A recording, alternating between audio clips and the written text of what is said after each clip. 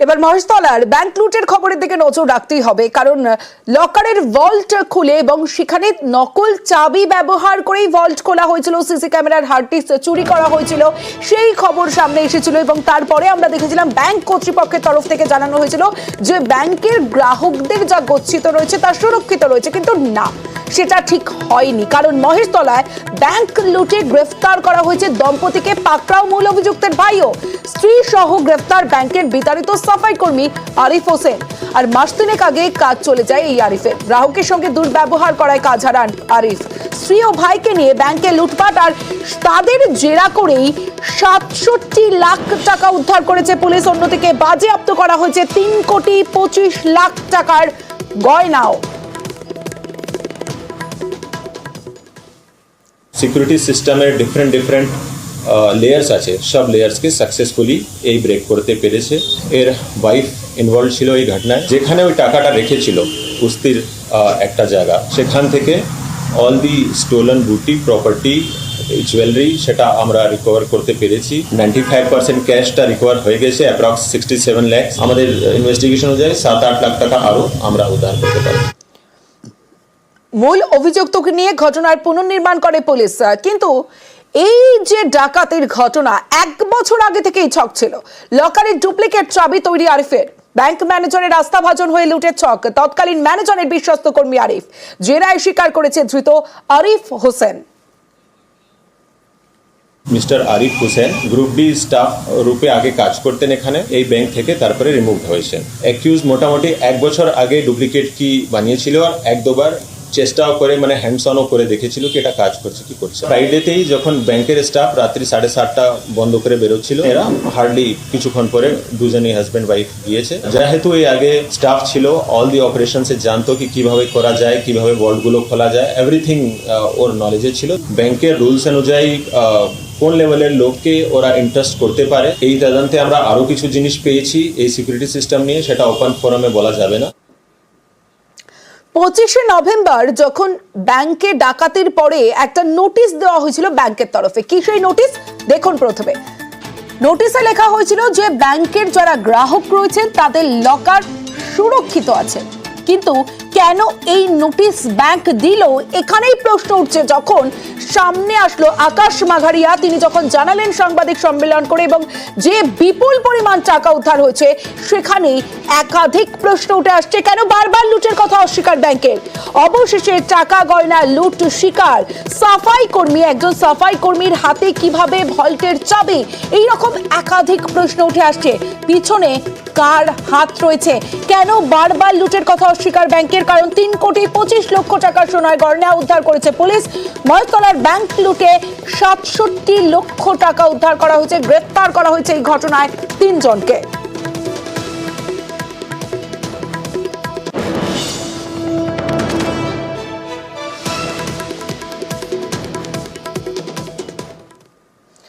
আমার বাংলায় এবার অন্যান্য খবরের দিকে নজর রাখবো। আবাসের ঘর পেতে তৃণমূল নেতাকে কাটমানি, তবু তালিকায় নাম ওঠেনি।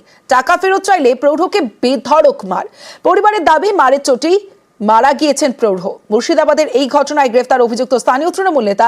ব্লক তৃণমূল নেতৃত্বের দাবি ধৃত ব্যক্তি তাঁদের দলের কেউ নন।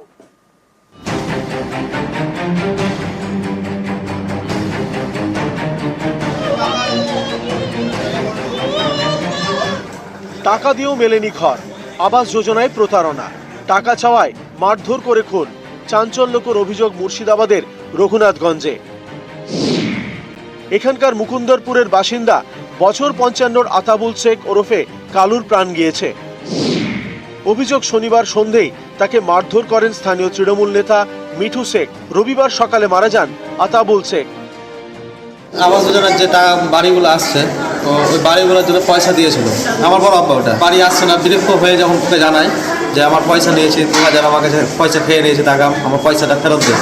তো ওইভাবে পয়সা কিন্তু চাইতে গিয়ে এত মার মেরেছে, রড দিয়ে ইট দিয়ে পুরো মাথা কান টান ফ্র্যাকচার করে দিয়েছে পুরোটাই। টাকা দিয়েছিল আমাদের গ্রামেরই মিঠুন শেখ বলে একজনকে। নিহত পরিবারের দাবি, বছর 2 আগে আবাসের ঘর দেওয়ার আশ্বাস দিয়ে আতাবুল শেখের থেকে টাকা নেন মিঠু, কিন্তু আবাসের তালিকায় আতাবুলের নাম ওঠেনি। অভিযোগ শনিবার সন্ধ্যেই টাকা চাইতে গেলে আতাবুলকে মারধর করেন মিঠু। ইট ও লোহার রড দিয়ে মারধর করা হয় বলে অভিযোগ।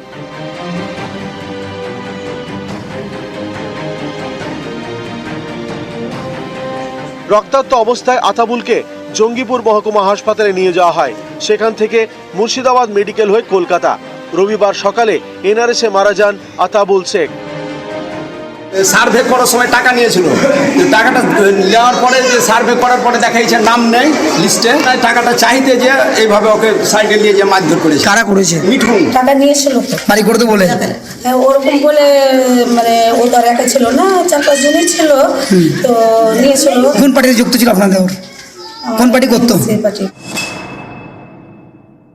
যিনি মার খেয়েছেন তিনি আমাদেরই কর্মী, যিনি মেরেছেন যে ব্যক্তি অন্যায় করেছে উনি কিন্তু আমাদের দলের কোনো কর্মীও নয় এবং আমাদের কোনো বুথ সভাপতি নয়। আমরা অন্যায়কে প্রশ্রয় দিই না। আক্রান্ত যে আত্মীয়রা তারা বলছেন তিনি নাকি এলাকার বুথ সভাপতি। না, অসম্ভব। এটা অন্যায় যে করেছে তার জন্য শাস্তি হয়, এটা আমরা চাই। অভিযুক্ত মিঠু শেখকে রবিবার গ্রেপ্তার করে রঘুনাথগঞ্জ থানার পুলিশ। মুর্শিদাবাদের রঘুনাথগঞ্জ থেকে কেদার প্রামাণিকের সঙ্গে প্রণব বন্দ্যোপাধ্যায়, নিউজ 18 বাংলা।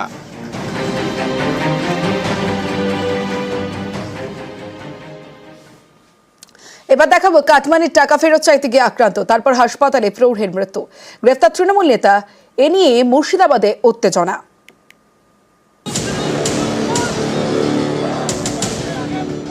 তৃণমূল নেতার মারে প্রৌঢ়ের মৃত্যুর অভিযোগ, এই নিয়ে মুর্শিদাবাদের জঙ্গিপুরে উত্তেজনা।